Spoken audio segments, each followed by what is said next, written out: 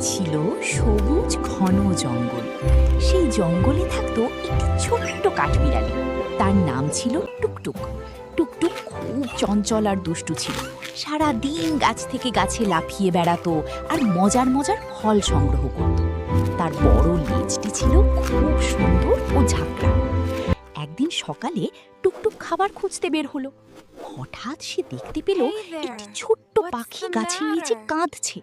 পাখিটির বাসা ঝড়ে ভেঙে পড়ে গেছে। টুকটুক খুব দুঃখ পেল। সে ভাবল বন্ধুর বিপদে সাহায্য করা উচিত।